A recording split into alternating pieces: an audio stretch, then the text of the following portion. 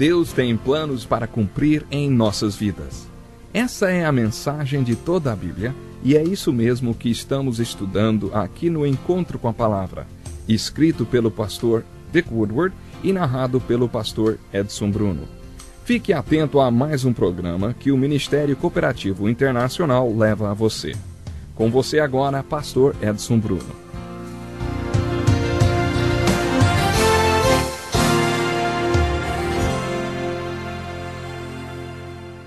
Seja bem-vindo ao Encontro com a Palavra. Estou muito feliz que você tenha escolhido estudar a Bíblia conosco. Hoje iremos continuar a nossa introdução ao estudo da Bíblia, que é uma coleção de 66 livros. A maioria das nossas Bíblias traz em sua capa as palavras Bíblia Sagrada. Mas o que significa chamarmos este livro de Bíblia Sagrada? A palavra sagrada significa aquilo que pertence a Deus ou aquilo que vem de Deus. Deus é a fonte. Esta é a ideia da palavra sagrada, aquilo que pertence a Deus. O que estamos dizendo aqui é que este livro está relacionado com Deus de uma forma muito especial. Deus tinha algo muito dinâmico para fazer com esses livros que formam a Bíblia.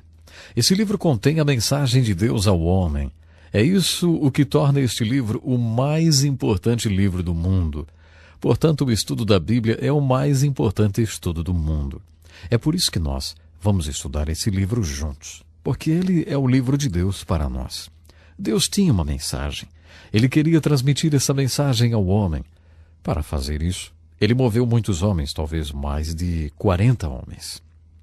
Esses homens foram movidos por Deus de tal maneira que as palavras que eles escreveram não eram suas palavras, mas eram as palavras de Deus. Em um período de cerca de 1.500 a 1.600 anos, esses homens e seus escritos formaram esse volume de livros ao qual nós chamamos de Bíblia Sagrada.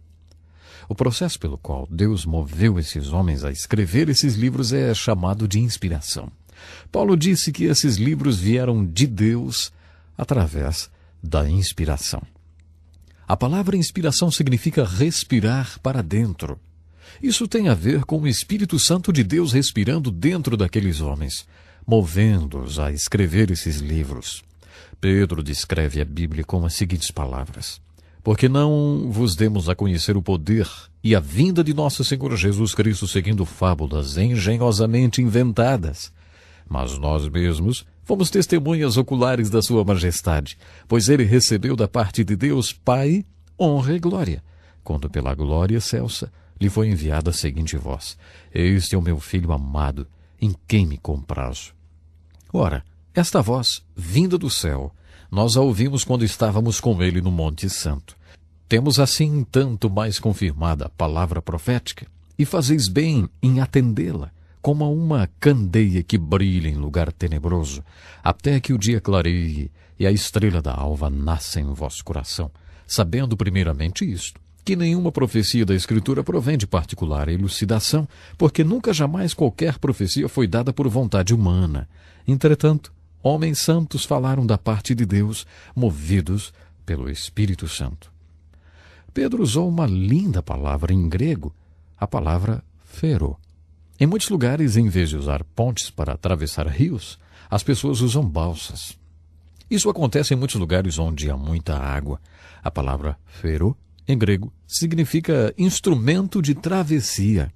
É essa palavra que Pedro usa quando ele diz que Deus moveu essas pessoas. Imagine o vento soprando nas velas de um barco e movendo o barco pelo rio. Isso é a inspiração, segundo Pedro. Outra expressão é o verbo vivo de Deus, que não se aplica às Escrituras, mas a Jesus Cristo. A Bíblia é chamada de a palavra de Deus escrita. Jesus Cristo é chamado de o verbo vivo de Deus, ou a palavra viva de Deus. Tudo o que ele foi, o que ele disse e o que ele fez foi a palavra de Deus para nós. Deus disse muitas coisas para nós através deste livro, mas Deus disse muito mais coisas através do seu Filho Jesus Cristo. Eu gostaria de falar agora sobre a organização da Bíblia. Nessas primeiras lições, eu vou considerar que você nunca abriu a Bíblia antes.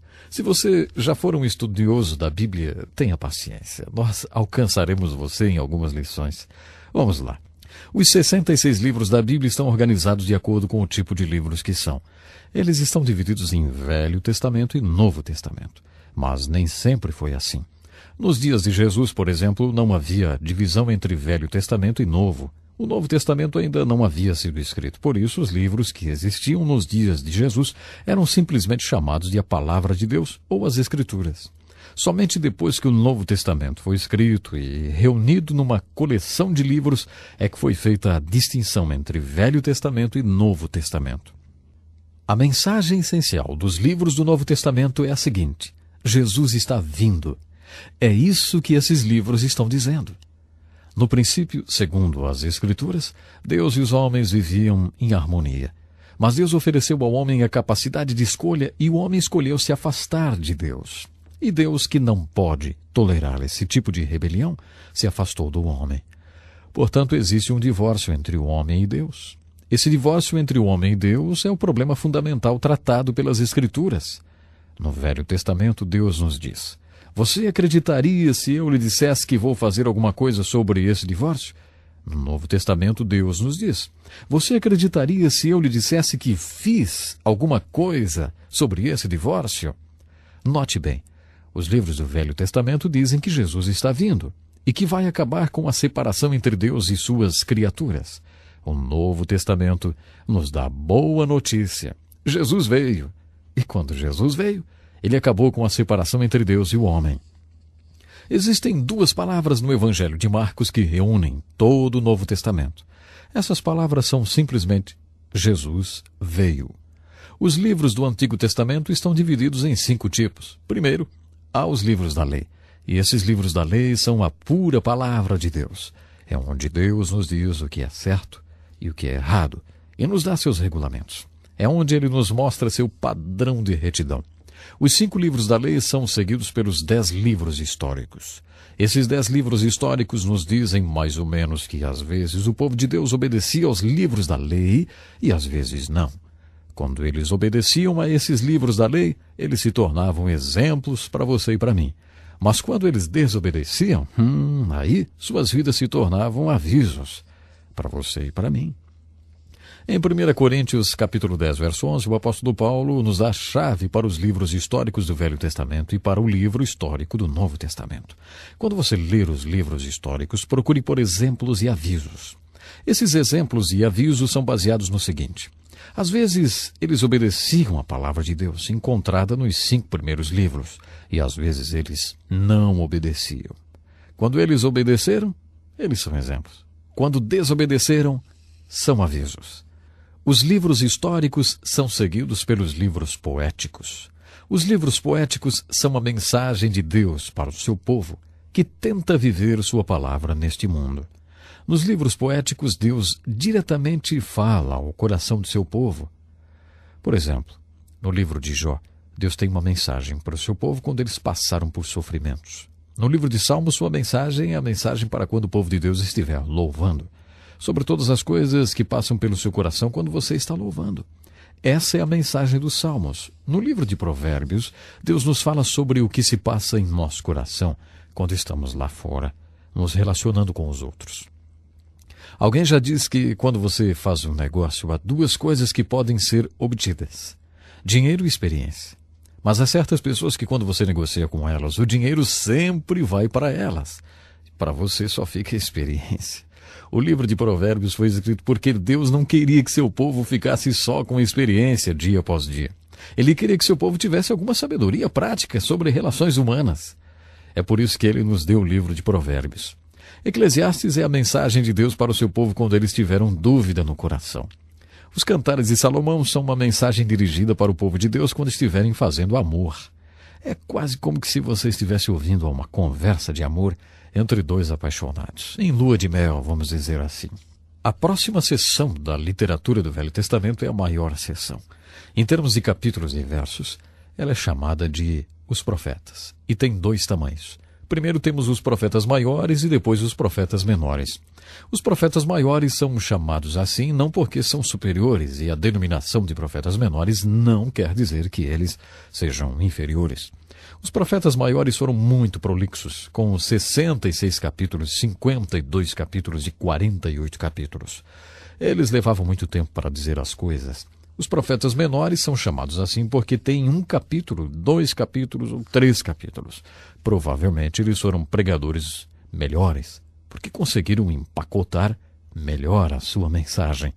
No Novo Testamento também temos 5 tipos de livros. Primeiro, 4 biografias de Jesus, Mateus, Marcos, Lucas e João. Eles mostram diferentes aspectos da mais importante vida já vivida. Depois nós temos um livro histórico, que é o livro de Atos. E depois nós temos as epístolas de Paulo e as epístolas gerais. Um jovenzinho me perguntou uma vez, escuta, epístola é a esposa do apóstolo? Até que soa parecido, não é mesmo? Mas não, a epístola é uma carta. Metade do Novo Testamento foi escrito pelo apóstolo Paulo. Em seguida vem as cartas de Paulo e depois as cartas gerais, porque foram escritas por autores gerais para leitores gerais, pessoas que estão dispersas e vivendo em diferentes locais. O Novo Testamento encerra com um livro profético, o Apocalipse. É um livro de símbolos. Para entender de verdade esse livro chamado Apocalipse, é preciso da ajuda do Espírito Santo. A primeira frase fala logo da revelação de Jesus Cristo. Portanto, na Bíblia, nós temos 66 livros e esses livros estão organizados não de acordo com a época em que foram escritos, mas de acordo com o tipo de livros que são. Existem 5 tipos de livros no Velho Testamento. Livros da lei, livros históricos, livros poéticos, profetas maiores e profetas menores. Existem também 5 tipos de livros no Novo Testamento. 4 evangelhos, um livro histórico, as cartas de Paulo, as cartas gerais e um livro profético, que é o Apocalipse. Leia o Velho Testamento lembrando qual é sua mensagem. Jesus está vindo. Esse é o verdadeiro assunto do Velho Testamento. Leia o Novo Testamento procurando a seguinte mensagem: Jesus veio. E vamos à sua primeira tarefa do curso. Memorize os nomes dos livros da Bíblia. Você deve pensar, por que será que ele pede que a gente memorize os livros da Bíblia? Ora, é para que você não fique envergonhado quando o pregador anunciar um texto de Ageu e você não souber se fica no Velho ou no Novo Testamento. Por isso, para saber onde estão localizados os livros da Bíblia, memorize seus nomes. Memorize lembrando seus títulos e aprenda a soletrar os nomes. Eu acho que isso vai ajudá-lo quando você for estudar a palavra de Deus. Bom, não temos mais tempo hoje. Muito obrigado e olha, agende-se para se juntar a nós amanhã, quando vamos continuar o mais importante estudo do mundo, o estudo do livro de Deus, a Bíblia Sagrada. E outra coisa, convide seus amigos ou alguém que esteja interessado em saber mais, entender a palavra de Deus. Até lá, então. Que lição importantíssima. Obrigado, pastor Edson Bruno. Prezado ouvinte, coloque em prática o que você ouviu aqui. Sem dúvida, sua vida será grandemente abençoada. Este é um estudo escrito pelo Dr. Dick Woodward, na voz do pastor Edson Bruno. Escreva-nos e solicite o material. Nosso endereço é Encontro com a Palavra, Caixa Postal 2011, CEP 89201-970, Joinville, Santa Catarina. Até o nosso próximo Encontro com a Palavra.